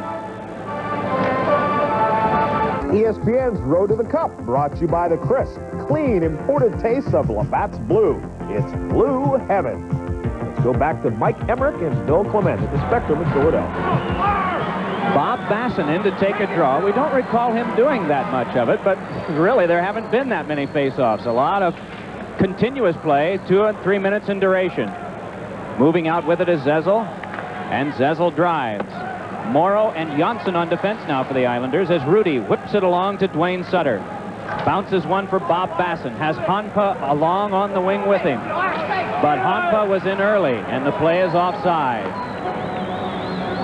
You know how you can tell what type of game this has been if anyone is sitting and watching? Just ask yourself, who have been the offensive threats in this hockey game thus far? All right. Can you name the offensive threats? Not without looking at my score sheet for the 2 goals. Lindsey Carson scored a goal. That was his one chance. He fanned another good chance earlier. And other than that, we haven't seen much of Mike Bossy, Brian Trottier, Tim Kerr, Brian Propp, all of the gunners for the different teams. Pat LaFontaine, they've been silenced. That's how tight it is out there. Mark Howe has been impressive offensively tonight. He has. I agree with Mark Howe. Dwayne Sutter loses to Propp, tried to center. It's off the stick of Rudy, and Didick, trying to fight his way out with it, is able to tap on free to Honpa. moves out with Dwayne Sutter, and then Sutter waltzes along with Samuelson. Puck wrapped along by Howe, and Brian Propp just tosses back out. Tim Kerr trying to step free with it, hands over to Eklund, and it's just played off the stick of Kelly Rudy. Puck played by a high stick and a stoppage of play. You know, earlier we were mentioning about Howe and Brad Marsh attacking. Why isn't that done more often? I mean, if the one shift at the bench sees it, well, maybe we'll go in and attack next time. Well, even though a guy like Tim Kerr that we're looking at would appreciate it if the defensemen were always up ice, it's very simply very difficult stamina-wise. It's very taxing. As playing defense is a tough enough job without always being up on the play. You know, when you have to dig when you're moving back to get the puck out of your zone and then to dig to get back up on the play, it's a long ice surface to cover, and it's very demanding. It takes a lot out of you, and there are only so many athletes that are capable of doing it and staying out there with their defense partner long enough to finish the shift. Oh, and a shot by Zezel, blocked by Rudy Zezel again. Oh, and that one tipped by a stick off the glass. The next play can break the tie. 1-1 is the score, and so every foray toward the goal has seemingly been an adventure here. Bossy moving along, backhands one that goes off Brad Marsh. Morrow throws it in front. Oh, there he is! Well, is this the second break for the New York Islanders? This one was going 6 feet wide. Marsh originally beats Brian Trottier to the puck, but you know what? Kenny Morrow pinches up. See, Marsh, well, actually, Trottier knocked it back, didn't he? To Morrow. The key is Morrow was up on the blue line. This shot is going how far wide? Look where Hextall is. It bounces off of Smith, right between Hextall's legs. Here's a real good look at it. Morrow just trying to get a quick shot away. It hits the inside of Derek Smith's right thigh and bounces into the far corner of the net. And I guess we can expect goals like this, Mike, in a game that's played so tight. The deflection right to the far side of the net, that almost changed at a 90-degree angle and went the other way. 2-1 the Islanders. Derek Smith behind. Locks up with Janssen. In comes Tocchet. Puck to Zezel. And Peter Zezel tries to slam one in front, but Trottier is there. McCrimmon chips one off. And it is Ken Morrow patrolling on defense for the Islanders. The first goal was scored by Carson. The Islanders tied it, and now they've gone ahead. Wood from Morrow and Trottier at 3:27. Neil Coulter, one of the scratched Islanders, said, maybe we have some ghosts in our locker room that will help us with comebacks. It worked against Washington, and you have to feel that there are some positive gremlins for the Islanders with a couple of goals they've had here, the two they've scored in the game. Diddick moving right in. Wrist shot, and then trapped and held by Hextall. The score here at the Spectrum. Islanders 2, Flyers 1. So Ron Hextall prepares for a face-off near him involving Tim Tookie and Brent Sutter. And the Islanders win it. Diddick with a shot, and that stick to the glass by Hextall. Chopped along by McCrimmon, and Tim Kerr's pass is cut off by Diddick. Wheeling with it is Dennis Potvin, and it's swung down by Crom. Get a stoppage of play as the puck popped out of play with 15:28 left in this third period. You know, I have to go back to Terry Simpson's analogy of his New York Islanders team when we talked to him the day of Game 7 in the Washington series, and he said, you know, we're like a big cork. You can press us underwater, and somehow we find a way to bob up to the surface. Well, I'll tell you what, the floatability factor of the New York Islanders just continues to impress game after game. They never seem to be out of it. If they're in it, there'll be another game to take place, Game 6 at Uniondale, 2 nights from now. And we will be there with our telecast time at 7:30. This is Mark Howe. Howe spins it off to McCrimmon. Tomorrow night, Toronto and Detroit at 8 o'clock. Tom Mees and John Davidson are in Detroit now, preparing to bring it to you. LaFontaine chips it behind his own goal, around to Randy Wood. Down went Derek Smith. Islanders able to clear. Doug Crossman across for Shell Samuelson, who misses it, and so Hextall has to come out. Calmly sweeps it back along to Crossman, then to Derek Smith. Pelle Eklund starting in. To Tocchet a drive. Grabbed by Rudy and put right back into play, but past Alan Kerr. Skating it down is LaFontaine. Tried to work it ahead, and Samuelson in the way, or Wood would have had a breakaway. Here's Tocchet in. Drive off Pelle Rudy. And scooped up by Morrow, driven along. Crossman connects with Eklund. Offside called against Philadelphia.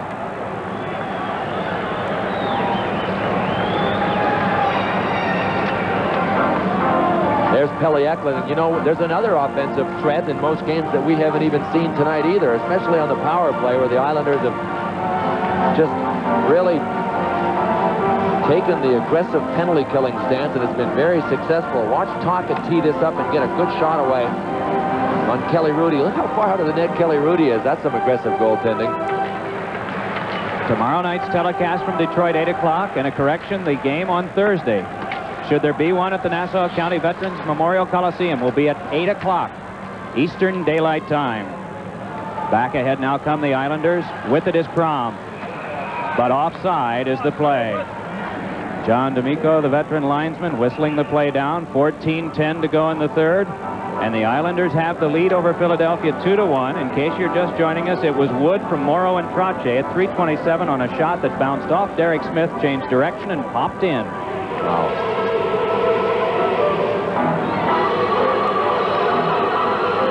Has a plate and 10 pins and an arm. That was from a first period mix-up in Boston 4 years ago. Was he ever rugged, John D'Amico? 49 years of age. This is his 23rd year of NHL officiating. That one is angled off now to Brad McCrimmon of the Philadelphia defense. Carson, the lone goal scorer for Philadelphia. Crom and Wood for the New York Islanders. Dwayne Sutter and Basson just staring at the action there, and it's given up to Hanpa. Gives off to Dwayne Sutter to Hanpa, pulled the trigger, and it was up high. Backhand pass to the front. Basson tries to stuff her. Puck loose out in front. They poke away at it. Basson can't reach, and turning with it is Brian Propp. Moving out with Tim Kerr. A 2-on-2 break as Propp tries to get by Dennis Potvin, but then is just slowed so that the play breaks down. Basson follows up. Moving on for the Islanders and angling one that's well wide of Hextall's reach.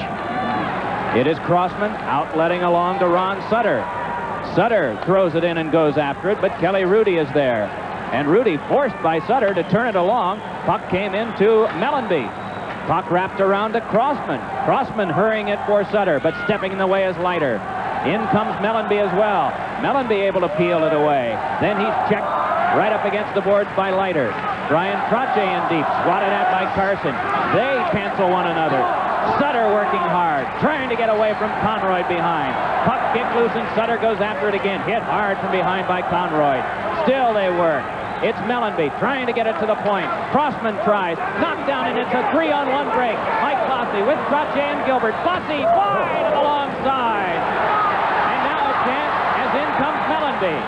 Mellanby run off for a moment by Janssen, just peels away and gives to Eklund for a shot, and a screen in front that nearly got through as Carson was standing in front of Hrudey. It is Gilbert fighting behind, and Eklund to the slot. Crossman fakes, gets to the top of the shot, knocks down, and Hrudey with a marvelous play. 12:19 left in the third, 2-1 Islanders. Boy, what a great flurry for the Flyers. This is Doug Crossman to Tocchet. Look at the traffic in front. See Lindsey Carson with his helmet cocked on the back of his head. He played about 40 seconds of his shift that way and just didn't bother stopping long enough. It was a great shift for Carson. He caused 2 or 3 of the chances the Flyers had there all by himself. Hrudey holds on and now seems to be down and hurt. It was it Tocchet that came in there and took a jab down with his stick, and I think that's what the Islanders are taking exception to. He seemed to chop down on Kelly Hrudey when he was trying to freeze the puck. He got hit someplace. Tocchet charging for the rebound, coming down with the wood and catching Hrudey somewhere. You would think hand right away if he went down and was trying to squeeze the puck on the ice. See, he's got quite a bit of protection around his face, and he's looking down. Now he's looking around to see who it was. He'll be a good look at it. Watch. Oh, this would be a great look at it. Oh, well, he came down with the stick. It was either the stick originally or when he came by him, too. It almost looked as if he clipped him with the knee on the way by, but Hrudey's definitely looking down at his hand from Tocchet's stick. And there isn't that much protection on the top of the glove hand, on the back part of it, is there? There's so much padding on the front of the gloves, and Mike Liut knows all about it. Talked to us about it in the studio, that it just can't be that heavy to put that much padding on the back. An update coming from Montreal with John Saunders. At the Montreal Forum, the Quebec Nordiques have scored to tie the game at 2-2. The shot comes from the point. It lays there, and Paul Gillis just bounces on top of it, sends this one home, beating Hayward. That tied the game at 2-2. But later, Montreal scored to make it 3-2. There's a controversy on the goal. We'll let you know in just a moment. Right now, let's go back to Mike Emmerich and Bill Clement. Thank you, John. A good attack by the Flyers just a moment ago, and Rudy again with a big save. Along now comes Peter Zezel to McCrimmon. Tries to shunt one through, but it's cleared back out by Dennis Potvin. See where Potvin was standing there? He could tell it was going to be a lame duck pass. One of the Flyers was on his backhand, so Potvin moved past the attackers and intercepted. Brad McCrimmon churning back out. It's dropped in, and to play the angle is Alan Kerr. Wrapping it along for Conroy. And Conroy tried to lift it, but it was off Brian Propp and right back to him. Tim Kerr trying to take it away. Along to Propp. Jams it behind a Zezel. Rudy had it poked away and then out in front as he had tried to stir things up himself, but it nearly backfired. LaFontaine off of Propp, out of play. Center ice face off the result. Well, they've done a pretty good job on Tim Kerr, haven't they, Mike, tonight? 58 goals during the regular season. He scored 224 goals in his last 4 years, and you know there are only 2 men in hockey in the National Hockey League that have scored more. One is the great Wayne Gretzky, and the other one is Jari Kurri. So that tells you what kind of company Tim Kerr keeps in goal-scoring circles. Flyers have had such a good power play. They were hoping to get some chances on it tonight. They've had but 2. The Islanders have had but 1. And Kerr is shotless.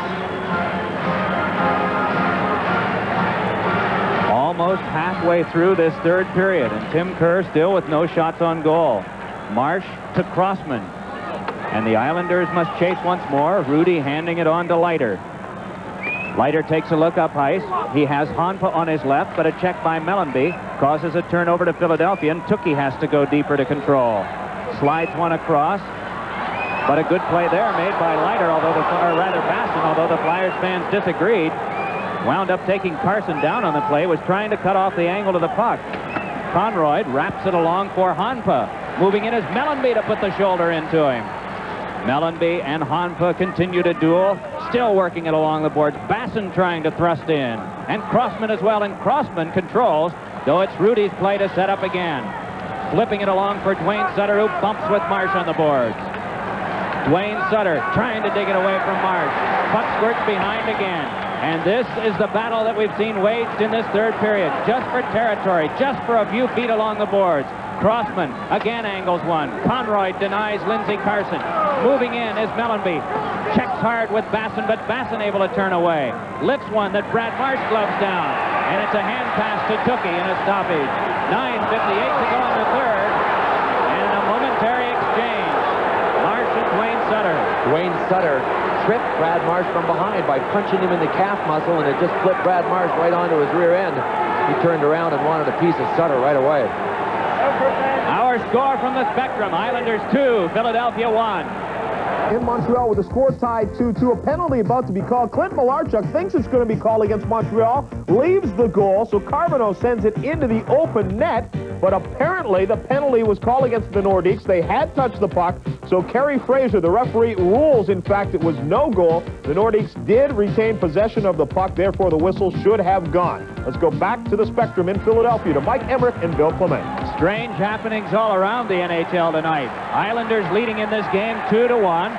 A couple of unusual goals, to say the least. One a crazy bounce off Derek Smith for the Islanders, and the other one when Ron Hextall fell on a rut in the ice as the shot was coming through and went in. And the only Philadelphia goal was a defensive giveaway, breakaway to Lindsey Carson. Our clock is down now to 9 minutes, 20 seconds left in this third period. Crossman with a pass on to Tocchet.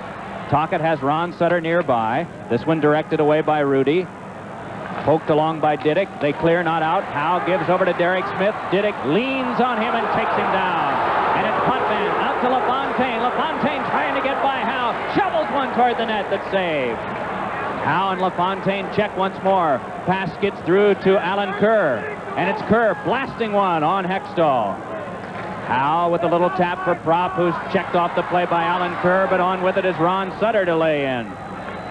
22 shots Philadelphia, 23 Islanders. Islanders with the lead as out in front. Kerr tries to stuffer. Shut off by Rudy. He's able to get down and get his glove on it, and then as the whistle is blown again, A crush of players around the fallen Islander goalkeeper. Well, you know it. That's a desperation grasp. Mark Howe was right there. Rudy kept reaching. Every time he reached, it seemed to go a little further out of his reach, and Kerr was standing there banging it. Kerr made his own play behind the net, taking one of the Islander defensemen. Watch Kerr bang at it. Look, see how it keeps slipping away from Rudy? Further and further. Finally, with his furthest extension, he grabs it. Mark Howe trying to jam the rebound, but big Gerald Didick not about to allow that. Howe has been all over them offensively, and now the Flyers are forced to play catch-up hockey on this bad ice. 8 minutes and 37 seconds to go. It's just so hard to execute a nice pass, and they're the ones that are going to have to control the puck. The Islanders have to dump the puck. Let the Flyers go and chase. We're just going to dump. Flyers will chase. And did you notice? Little Pat LaFontaine was the one who was just trying to fight his way to shove Tim Kerr out of being able to make that stuffer attempt in front. It is Tim Kerr to take the draw. Brent Sutter for the Islanders wins it cleanly. And it is Conroy advancing to Flatley. Pass misses for Brent Sutter. Across for Crom to drive into the glove of Hextall. 8:25 left, third period. Conroy to drive, tipped, and it trickled wide. Hextall watching, is over to get it as Brad McCrimmon. Chips one off for Prop, shouldered firmly by Brent Sutter. McCrimmon tries again. This time it's knocked down by Brian Prop. Followed up by Zezel. Zezel on, but puck just lost off his stick. And so the Flyers make a change in defense, and the new defenseman, Crossman, passes to another one, Samuelson. Islanders cut it off and drop again back deep. Crossman and Samuelson just checked Dwayne Sutter into the goal, and with that, it's off the magnet. The score here at the Spectrum, Islanders 2, Flyers 1. As we return to play, the Islanders have it in the possession of Thomas Janssen. Passes off Dwayne Sutter's stick. Crossman along to Lindsey Carson. Carson moves in, but shoved it too hard, and it was away from Shell Samuelson. Samuelson turning away from Dwayne Sutter's check, and then Sutter followed right through on him. The puck back to Dwayne Sutter. Checked by Tookie, and so Hextall slows it for Crossman on defense. It is rolled between the defensemen, and so Morrow will go back to take from Rudy. Meanwhile, Mellenby bumped into Janssen and tries to stir things up back in the Islander zone, and then Dwayne Sutter steps into Derek Smith with a check. Wood taps it back down. McCrimmon goes back to handle for Philadelphia. It's rolled off to Mark Howe. Guided out, but Potvin is there. Under 7 minutes to play. LaFontaine with a drive. Blocked by Hextall and scooped up by Howe. Didick able to keep it along. Battling there with Ron Sutter. Sutter, while prone, got help from Derek Smith to clear it out, and it's off LaFontaine, though Tocchet passed it right back in. Randy Wood guides it deep, and it's Howe going back to get it. 6:35 to go. Puck pops out to Ron Sutter. Throws it in. Goes right after it. Hit a chink in the boards, and Didick able to react and throw it away. Trottier starts it back out. It's a 4-on-2. Catching up to it is Smith. Trottier in. Hammers one. Save Hextall. And he'll hold on, and he seems hurt. Hextall is down. Dave Settlemeyer quickly out. Do you think it might have caught him unguarded around the pad area where there wasn't adequate protection, Bill? Yeah, there's a space that a lot of goalies use an extra pad on the kneecap and above the kneecap. It looked like he went down to get it with his glove, but from here, it looks as if Settlemeyer might be working on the knee area. Dave Settlemeyer, a goaltender himself in the minor leagues. That's exactly what he's looking for, and he's got a cylinder of free zone, and certainly not antifreeze. We get a better look this way. Trottier comes in on a sharp angle, and he knows everything's sealed off, so he just lets it rip. And, you know, it's kind of funny because when you look at Ron Hextall standing up, his pads do seem to come up and cover that area. Kelly Rudy's pads, on the other hand, are much shorter. And you might think there's some exposed area there, but he folded right away once the shot came. Hextall still down. Let's go now to John Saunders. As we await them to attend Ron Hextall as he was hit with the shot, let us check last night. The Edmonton Oilers, the first, and Bill Clement standing by where play has resumed. Thank you, John Saunders and Mike Liute.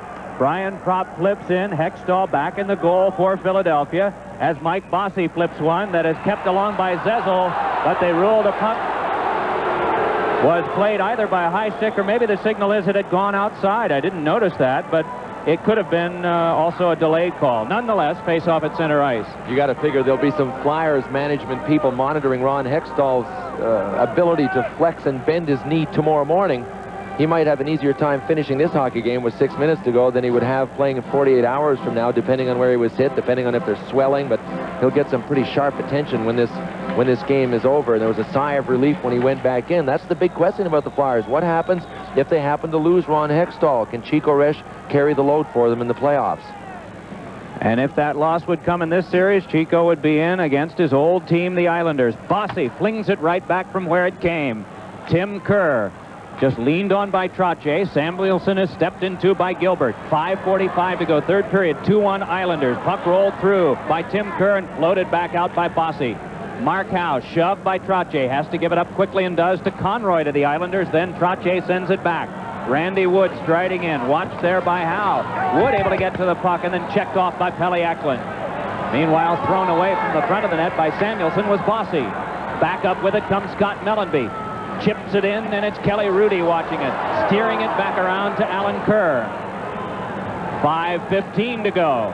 As it's Wood, along to Janssen. Has LaFontaine there, but he can't get by Brad Marsh. Puck helped back along by Crossman, and Morrow retrieves for Janssen. Off Brad Marsh. Shot in by Wood. Offside, as across the line was Alan Kerr.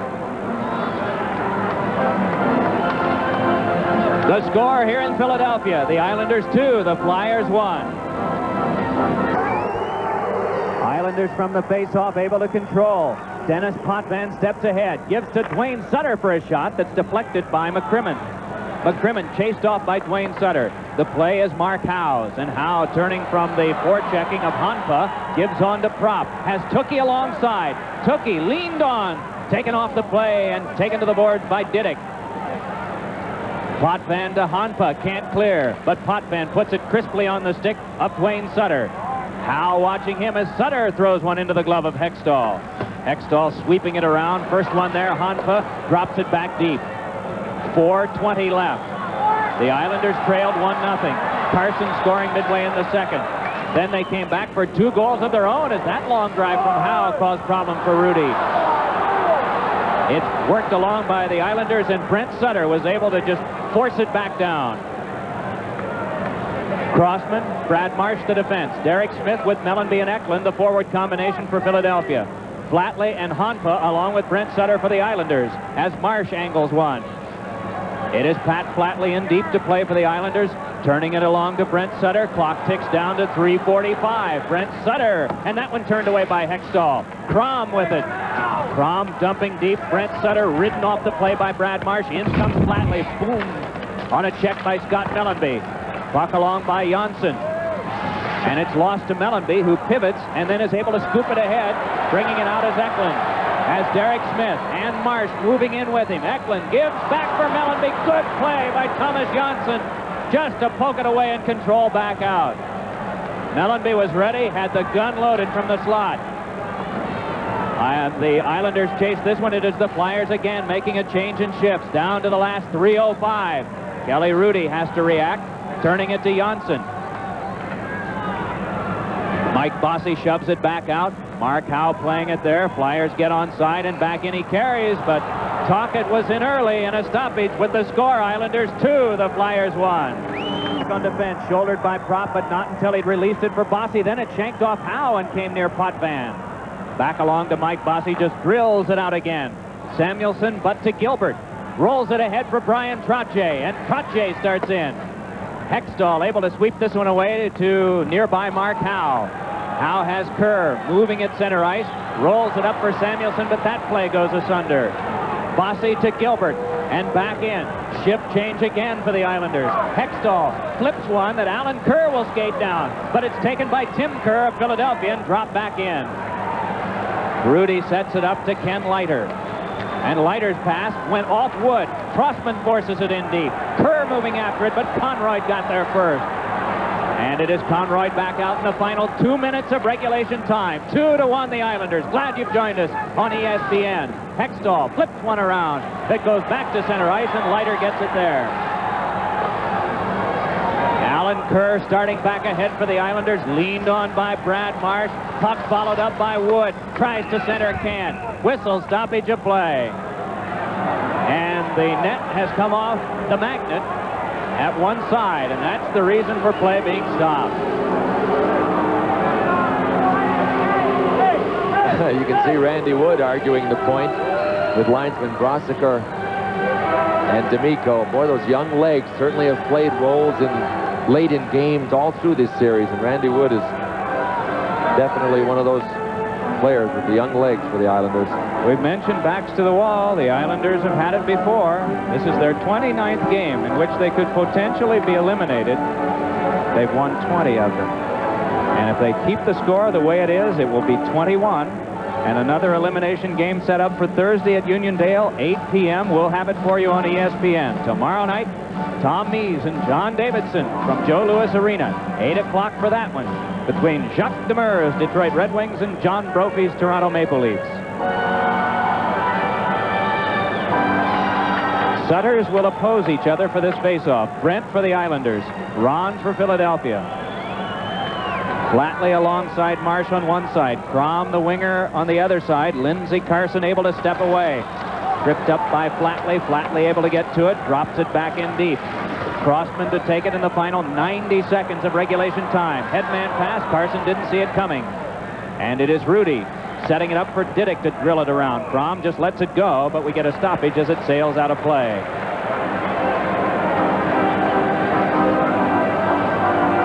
Well, he's had some pressure these last 3 weeks, hasn't he? Boy, he sure has, and has he responded well. And the torch has officially been passed from Billy Smith to Kelly Rudy as the #1 guy that the Islanders are going to have to rely on in future years to win hockey games and to win playoff series, and he's really responded well.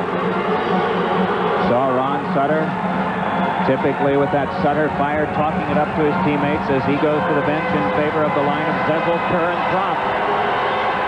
The Gunners are out there.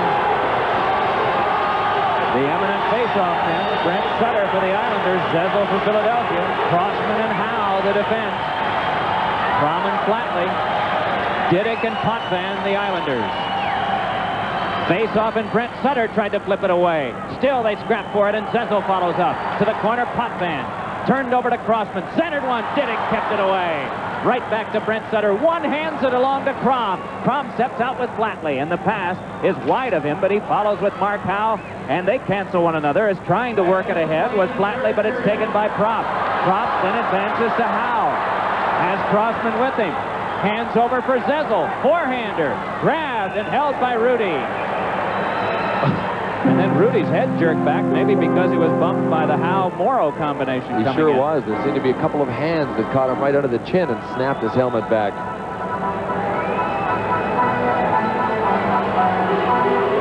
It has not been a good playoff for the home team. Isn't that interesting? 34 losses by the home team, the new NHL record. How do you explain that? Well, we've tried, and I'm not sure anybody can hit the nail on the head, but parity in this hockey league certainly has something to do with it, doesn't it? Perhaps just one of those years that records were meant to be broken. You get the idea now that as teams like Toronto made it into the playoffs on the last Saturday night of the season, then they go right in against another division winner that occurred in the last week, the St. Louis Blues. Toronto with some momentum, even though they finished down in the standings, and the ice just didn't make any difference. Not a bit. And you know, you get teams like Toronto that's comprised of a group of players that don't prepare mentally for every hockey game during the season, but all of a sudden start to do it automatically in the playoffs. It's very easy to get yourself to that fever pitch, and you end up with a contender that was an also-ran during the season. This is a key face-off here. 50 seconds to go. Hextall is now on the bench. It'll be Ron Sutter against Brent Sutter. 6 attackers for Philadelphia. It's back to Mark Howe. Wrists it along past Prop. Tim Kerr goes down. It's to Zezel. Can't get it in front. Then it squirts across. And it's Brian Trottier for the Islanders, just banking one down deep. Crossman going after it, and Brent Sutter following him. And icing is called against the Islanders. The face-off to come back there. Rudy with 35 seconds to You know, that's a surprising play to me, Mike. The faceoff will come back down. Brian Trottier had that puck, and he really wasn't pressured. And who would you think would be the coolest guy in the NHL? I would think Trottier would rag it, get out, try and get over center. He banked it off the boards, and he banked it a little too hard. And you know that if he had it to do over again, he would bank it easier. And you know that he wanted it over again, but he just couldn't have it. Brent Sutter, who's been charged with the big face-offs tonight, will have to take one more. And Trottier is there, just in case there's a wave out. Peter Zezel, Kerr on his right, Klopp on his left. All the way across is Tim Cookie. In back, Crossman and Howe. 35 seconds to go. Gord Brossiker has them ready. Islanders from the face-off, poke it deep. Dennis Potvin laying it around. It's chopped back out. They've got a 2-on-1 against the empty net. And it is Brent Sutter shooting it into the skates of Mark Howe. Howe able to control behind, wraps it back off. Morrow pinching, but dropped direct onto Crossman. Has Kerr up the wing on the right side. Pass over for Tookie, and it forced him to go back. Play turned back to Mark Howe as Tookie had to bring the stick back, and that's where the play broke down. It is Howe with a pass that misses for Tookie. Final 5 seconds of play. And with their backs to the wall, the Islanders are going to take it home for Game 6. 2 seconds left. Well, it certainly hasn't been the night of the scorer, has it? It's been the night of the defensive players, and Dennis Potvin, with this defensive effort tonight, is our Hartford Insurance player of the game. Hartford Insurance, the insurance people of ITT. And, you know, he had a lot of help from Gerald Diddick and the rest of the defensive corps, and there is a man that hates to lose, and that's the sign of the great competitors. A lot of people talk about the players that love to win. We all love to win. Everyone loves to win. It's the people that hate to lose that you want on your team. That's one of them right there. But tonight, the Flyers are losers, and the amazing Islanders will again force a hockey game when we all thought that they were through. Kelly Rudy said it best today. He said, you know, we end up being able to do things that people just think we're incapable of doing. And the point that Bill made at the top is so important. Not only do some of the older players remember earlier conquests when they were down, but every member of this team recalls just a week ago, Easter weekend in Landover, Maryland. The final score of the game, the Islanders on goals by Crom and Wood, 2. The Flyers on the lone goal by Carson, 1. 4 minutes and 35 seconds remaining in regulation time here at the Montreal Forum. The Quebec Nordics 2, the Montreal Canadiens 2. It was 2-1 Montreal at the end of the second period.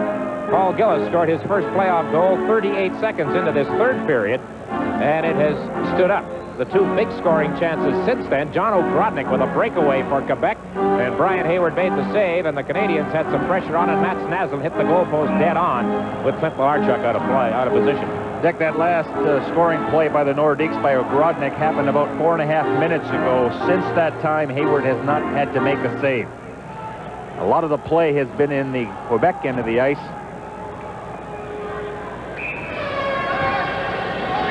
Hunter repositions Siltanen behind him for this face-off to the left of Hayward. Lambert and Lawler edged in a little too far to suit linesman Hodges. You notice that Perron, he's got Carbonneau there to take a lot of the face-off. And Carbonneau has the puck now. Shoots it behind the net. Ryan Walter tied up by Picard, 2 ex-Capitals. Puck kept in briefly by O'Grodnik, or at least he had it briefly. Now it's Robinson to Lawler. Ahead, Carbonneau stopped by O'Grodnik. Now Carbonneau gets it to Gainey. Gainey stopped by Siltanen. Good defensive play by Siltanen. Lane Lambert dumps the puck toward the Canadiens' net. Hunter reached up and made contact. Now it's Carbonneau on that far side. Ahead to Walter. He's bumped by Rochefort. Canadiens having trouble getting out of their zone. Now it's Robinson to Carbonneau. Ahead to Gainey. To the blue line. Gainey just flips it in. Montreal on a change right here. Jeff Brown, the rookie defenseman, down the left side. 3:45 remaining. Brown into the zone. O'Grodnik following up. The puck rolled through. Hayward was in trouble there with a Nordic in the crease. Smith for Montreal. Drops it off for Chilio. Chilio's moving in. Shoots the save. Oh, the rebound. Ryan Waller. It hit Rochefort with the net wide open. Ludwig's shot is blocked in front. Boy, the Canadians had a marvelous chance there, Gary. And they got caught on a 3-on-2 break. They were completing a line change, and Chelios led the 3-on-2. Oh, you begin to wonder. That's 2 times now in this period that Malarchuk's been out of position. Here's Smith with a shot. Malarchuk was in position there, and Naslund couldn't reach the rebound. Cote, he has a goal in this game, moving down the right side. Alain Cote in front. A shot. He scores! The Nordics, no goal. Terry Fraser rules no goal. You see Kerry Fraser, the referee, waving off what appeared to be a goal there. The Quebec Nordiques, however, have not scored. It's still tied 2-2. Let us go back to the Forum in Montreal, where it is 2-2 and the series tied at 2 apiece. Earlier in the period, the Canadians scored a goal that was disallowed.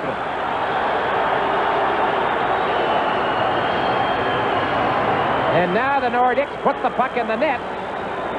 And it has been, apparently... As you hear, it is no goal. The Quebec Nordiques and Montreal still tied. That's the second goal that has been waved off in this game. Earlier, Montreal had one taken back for an inadvertent whistle or a whistle. In Montreal, they are still disputing the non-goal, the disallowed goal scored by the Quebec Nordiques.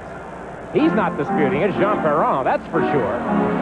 Well, didn't that happen in the playoffs against Hartford where the Nordiques scored a goal? The time had run out. That was the ruling there. Well, the Nordiques were arguing the time hadn't run out. In any event, they lost that one, and they lost this battle also. So it's still 2-2 with 2:50 remaining in regulation time. Game 5 of the Adams Division Final. And the bitter rivalry continues. Carbonneau working against Finn. Carbonneau to Ryan Waller.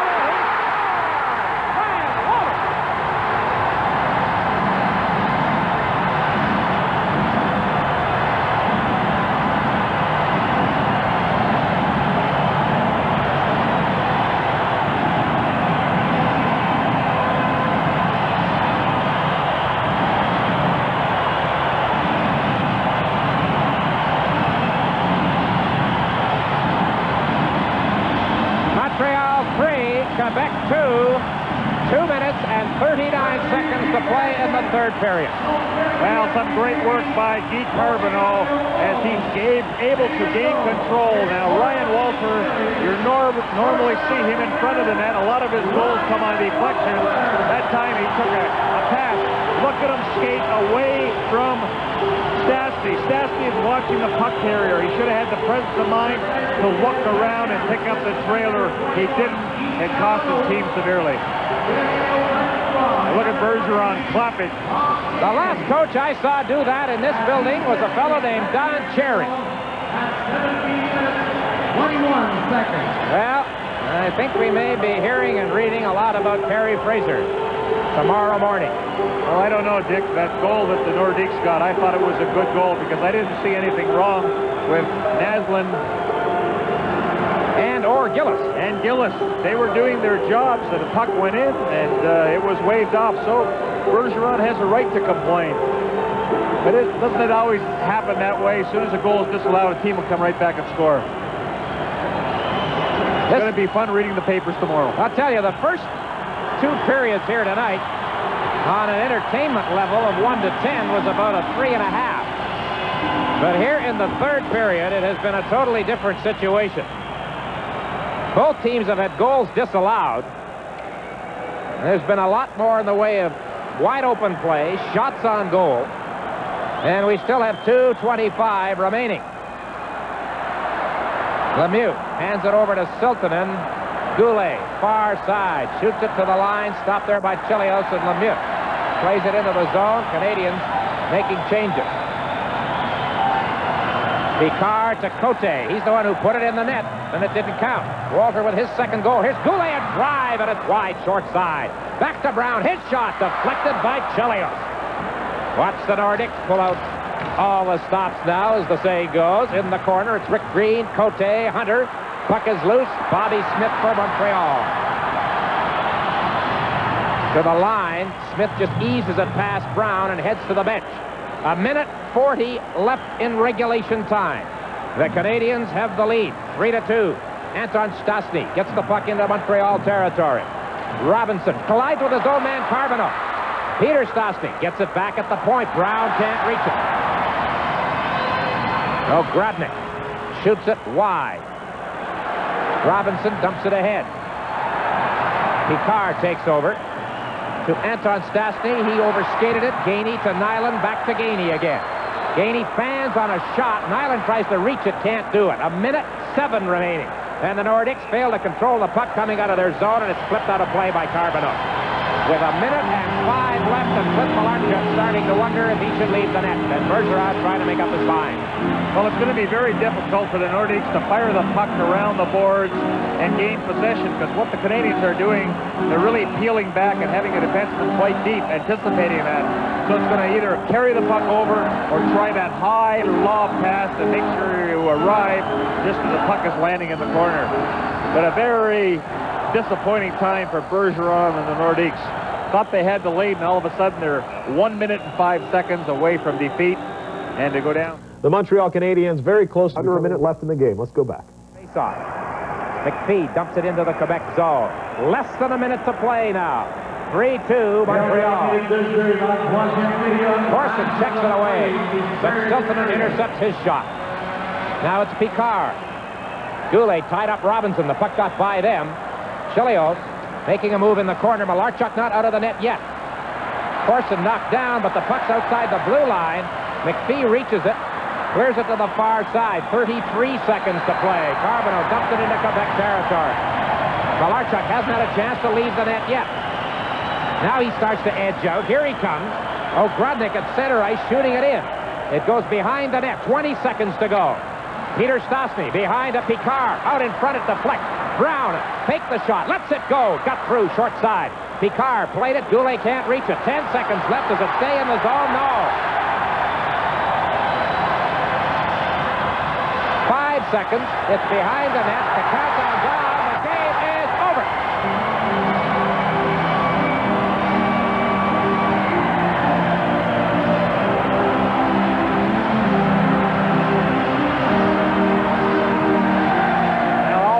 On Bergeron, of course.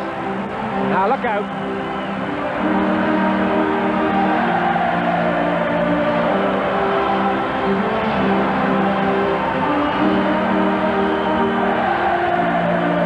Quite a scene here at the Forum. The joyous Canadians, the singing fans. ICENET. Dynasties live here.